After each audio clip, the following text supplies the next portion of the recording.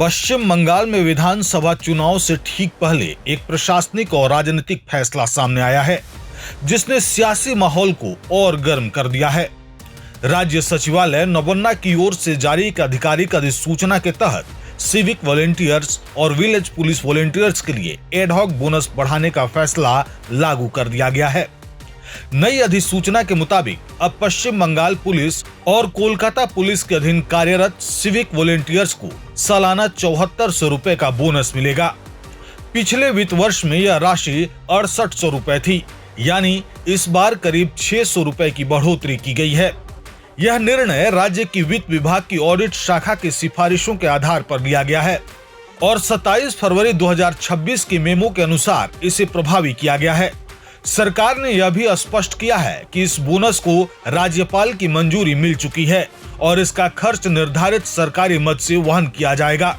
हालांकि यह सिर्फ एक प्रशासनिक फैसला नहीं रह गया है। चुनाव से ठीक पहले इस तरह की घोषणा ने राजनीतिक बहस को जन्म दे दिया है। जैसे ही नवान्ना की ओर से यह नोटिफिकेशन जारी हुआ, चुनाव आयोग ने तुरंत इस पर रिपोर्ट तलब कर ली।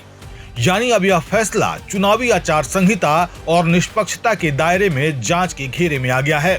दरअसल यह पहला मौका नहीं है जब चुनाव से पहले इस तरह के फैसले सामने आए हैं। इससे पहले भी मुख्यमंत्री ममता बनर्जी ने पुजारियों और मुअज्जिनों के भत्ते में बढ़ोतरी की घोषणा की थी। उस समय भत्ता 1500 रुपए से बढ़ाकर 2000 रुपए कर दिया गया था। इतना ही नहीं, उसी दौरान बकाया डीए को लेकर भी बड़ा ऐलान किया गया था। इन फैसले के समय को लेकर विपक्ष ने पहले ही सवाल उठाए थे। राजनीतिक विश्लेषकों का मानना है कि चुनाव की तारीखों के ऐलान से पहले इस तरह के फैसले इसलिए लिए जाते हैं ताकि आचार संहिता लागू होने के बाद कोई बाधा न आए। इस मामले में भी बोनस बढ़ाने की घोषणा पहले ही कर दी गई थी और अब इसे आधिकारिक तौर पर लागू किया जा रहा है। लेकिन अब सबसे बड़ा सवाल यही है कि क्या यह सिर्फ एक नियमित प्रशासनिक प्रक्रिया है या फिर चुनाव से पहले मतदाताओं को प्रभावित करने की रणनीति।